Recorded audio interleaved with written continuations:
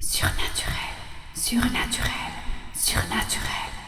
Je n'avais rien d'autre qu'une petite jarre d'huile, mais Dieu l'a utilisée pour sauver mon fils d'être vendu comme esclave. Élisée m'a dit d'emprunter autant de récipients que possible et de verser l'huile de ma petite jarre dans les grands récipients. Ce que j'ai gagné à cause de cette huile a sauvé mon fils de l'esclavage. Dieu est surnaturel.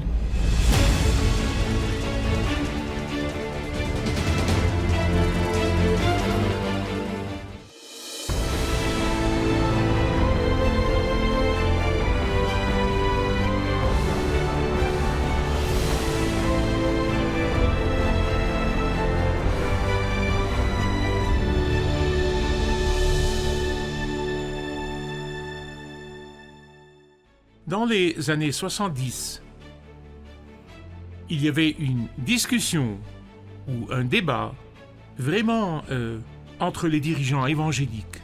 Le sujet était: est-ce que le surnaturel, les miracles ont cessé après les disciples, après la première Église, ou est-ce que Dieu continue toujours à accomplir des miracles aujourd'hui? Mais alors, mon mentor est un ami qui m'est très cher, le défunt John Stott d'Angleterre, a dit: tu sais, je vais te montrer historiquement comment, dans l'histoire de la Bible, il y a certains temps où les activités surnaturelles ont été intensifiées.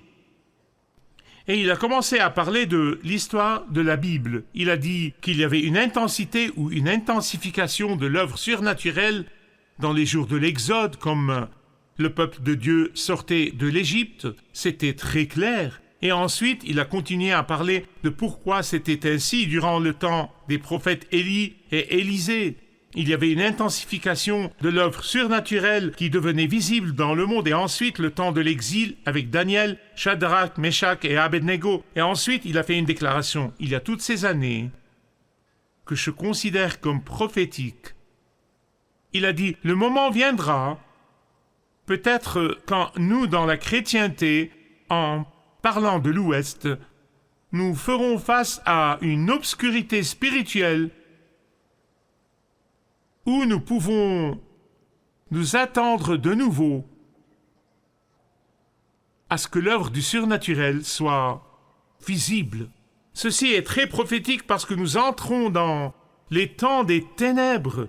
Nous entrons dans l'obscurité spirituelle. Et donc ce que je veux faire est d'encourager le peuple de Dieu, que vous m'écoutiez ici ou que vous me regardiez partout dans le monde. Je veux encourager le peuple de Dieu à commencer à penser, à marcher et à vivre dans le surnaturel. Pas dans le naturel. Je voudrais appeler tous ceux qui aiment Jésus, qui connaissent le Seigneur Jésus, à vivre dans le domaine du surnaturel, car le monde est devenu si charnel et l'adoration de la nature s'est tellement intensifiée sur nous tous dans la culture. Je veux que vous pensiez non seulement à comment nous survivons dans cette obscurité spirituelle, mais à comment porter du fruit dans cette obscurité spirituelle, dans un monde que le matérialisme séculaire a dominé et domine chaque jour. Comment vivons-nous par la foi dans les sables mouvants d'une culture anti-biblique et qui devient anti-biblique chaque jour?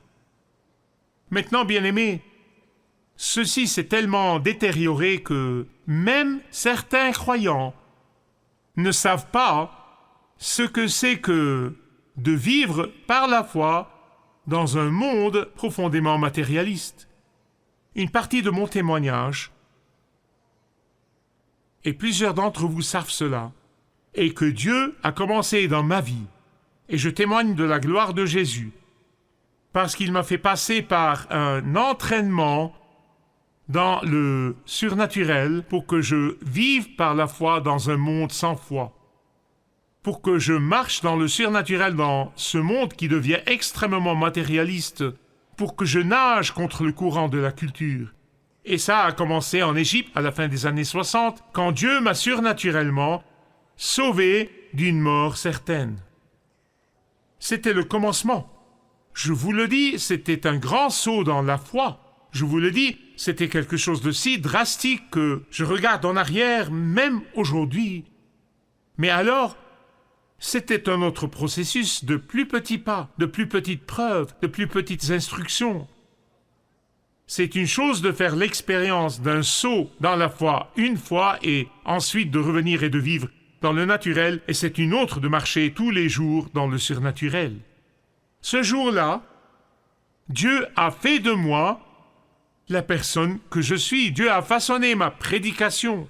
Dieu a utilisé cela pour façonner mon enseignement toutes ces décennies. Et c'est pour cela qu'aujourd'hui, je commence cette série de messages intitulés « C'est naturel ». Pouvez-vous le dire avec moi? C'est surnaturel.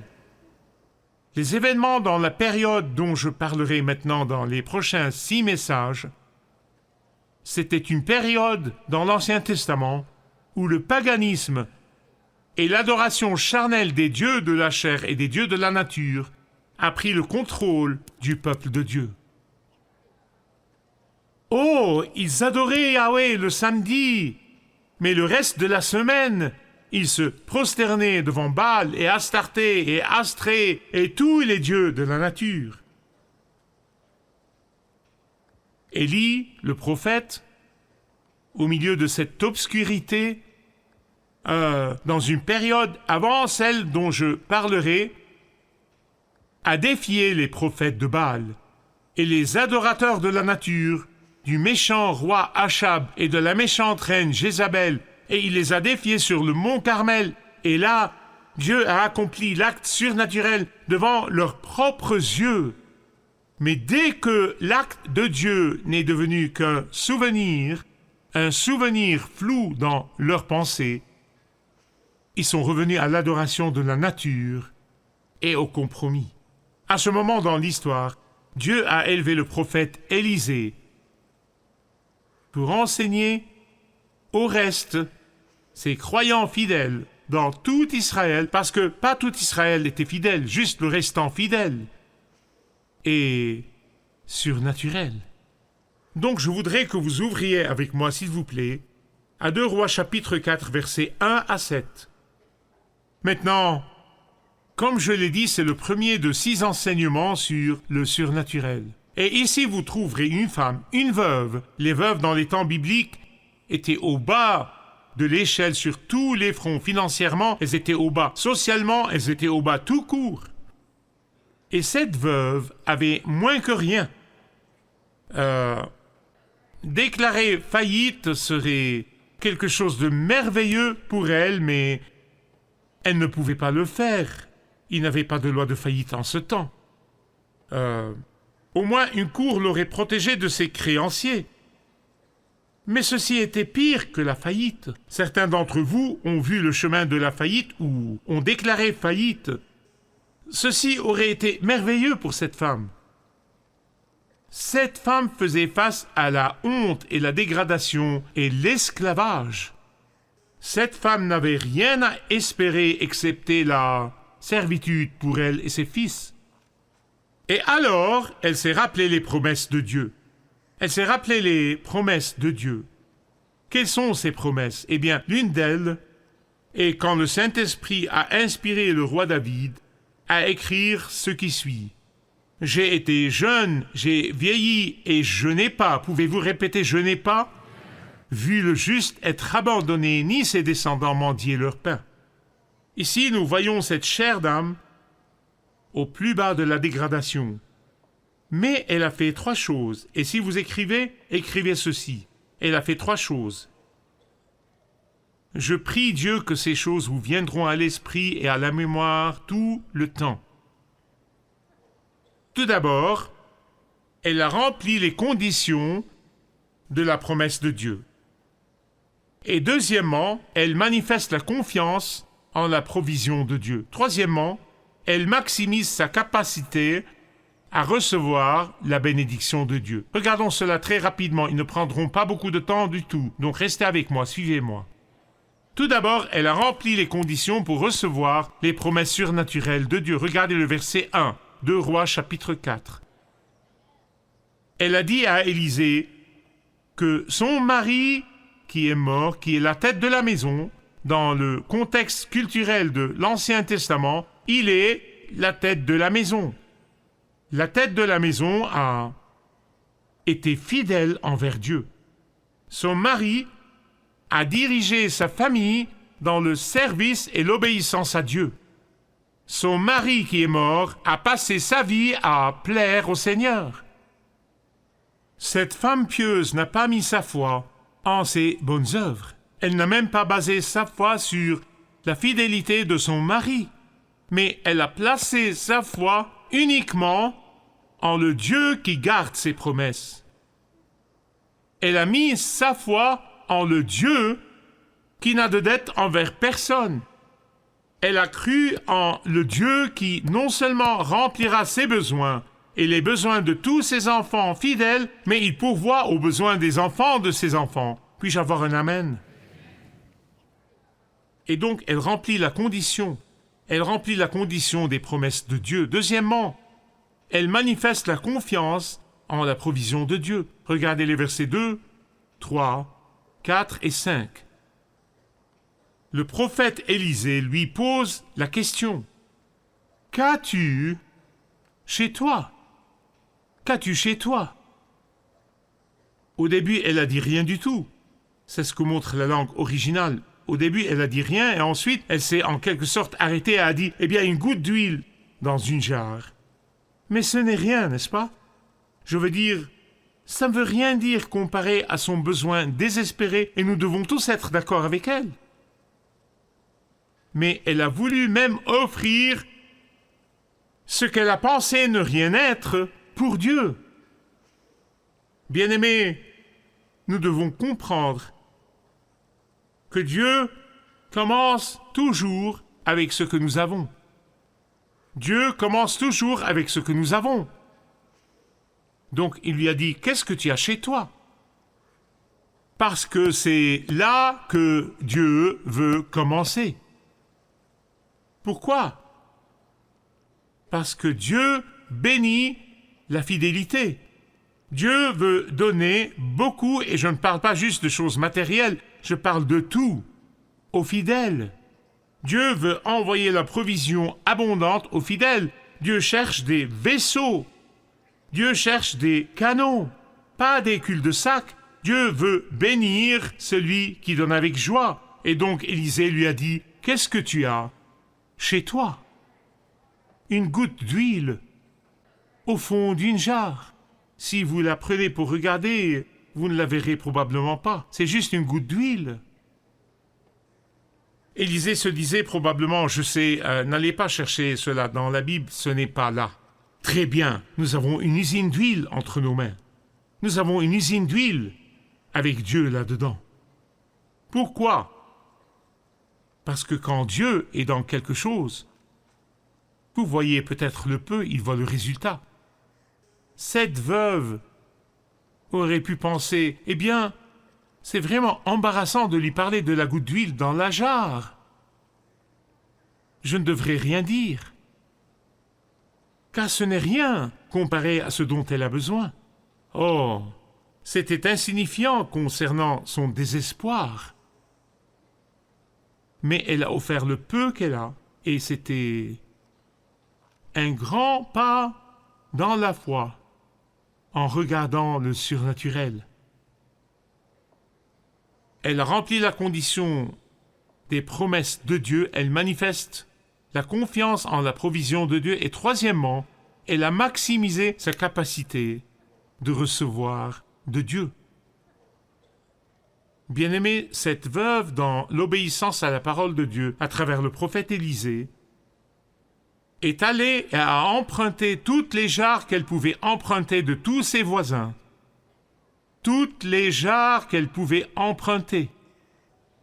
Elle a augmenté sa capacité de recevoir du Seigneur. Elle a maximisé sa capacité de recevoir de Dieu. Laissez-moi vous poser une question. Pouvons-nous limiter notre capacité de recevoir de Dieu?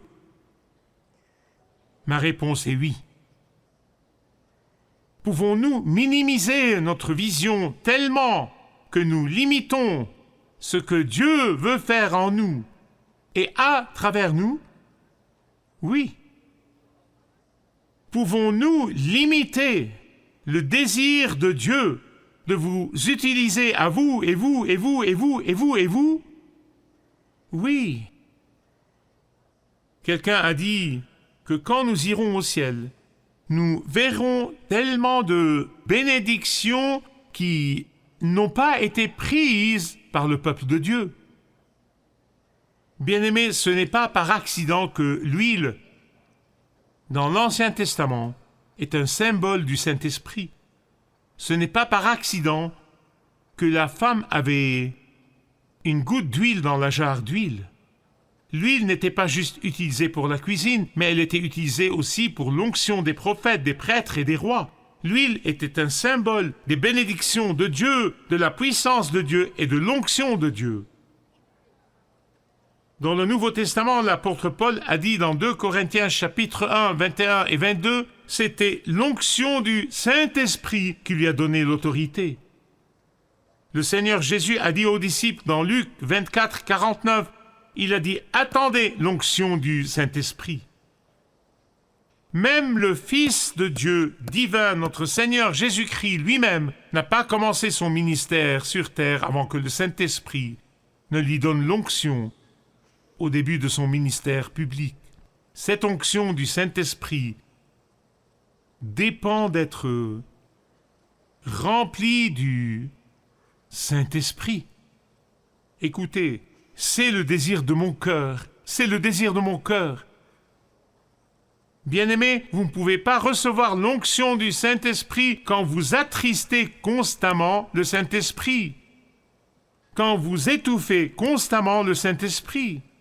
Vous ne pouvez pas exercer la puissance du Saint-Esprit dans votre vie quand vous vivez dans une désobéissance continue.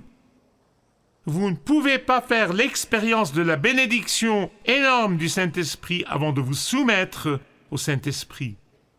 Élisée a dit à la femme, voici une traduction de Youssef, la voici. Ne sois pas pingre, ne sois pas avare. C'est en fait une traduction plus précise. C'est cela dans le vernaculaire. Ne sois pas pingre. Augmentez votre capacité de recevoir. Ne vous contentez pas juste de quelques jarres. N'ayez pas d'attente si médiocre de ce que Dieu peut faire en vous et à travers vous. N'ayez pas une vision étroite de ce que Dieu veut faire en vous et à travers vous. En d'autres termes, ne vous contentez pas de ce qui est médiocre. Ne vous contentez pas de ce qui est médiocre. Et c'est pour cela que dès qu'elle n'avait plus de jarre, l'huile a arrêté de couler. Bien-aimés, Dieu ne vous bénira qu'autant que vous vous rendez disponible pour lui. Vous voyez, Dieu remplira uniquement les endroits vides dans votre vie quand vous les lui offrez. Dieu utilisera et bénira ce que vous lui donnez vous-même. La bénédiction de Dieu prendra la forme et la grandeur de votre récipient. Laissez-moi vous demander ceci alors que j'arrive à la fin. Est-ce que le Saint-Esprit de Dieu a arrêté d'être versé dans votre vie?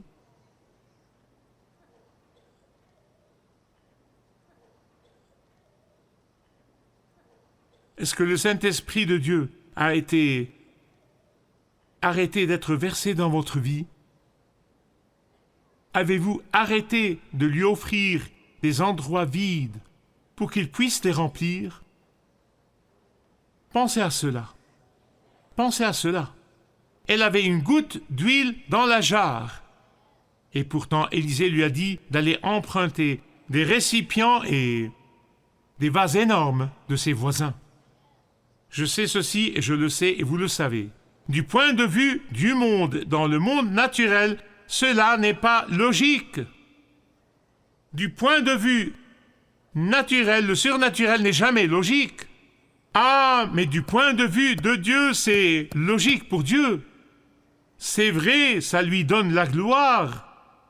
Et c'est ce que nous devons faire dans ces derniers jours. Les promesses de Dieu ne dépendent pas de l'indicateur du Dow Jones ou du Nasdaq. Pas du tout. Elles dépendent de votre fidélité, ma fidélité. Elles dépendent de notre capacité de recevoir de ses mains. Elles dépendent du fait de nous vider de nous-mêmes pour être remplis de plus de Dieu.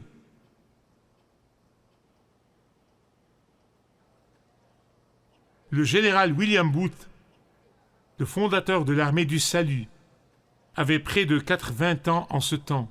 Cet Américain lui a demandé, il a dit, quel est le secret de votre succès? Et il a grimacé, et il a un peu bégayé, et ensuite, il a dit, eh bien, si vous le dites de cette façon, il a dit, si une telle chose existe, c'est parce que Dieu a reçu tout ce qui est en moi.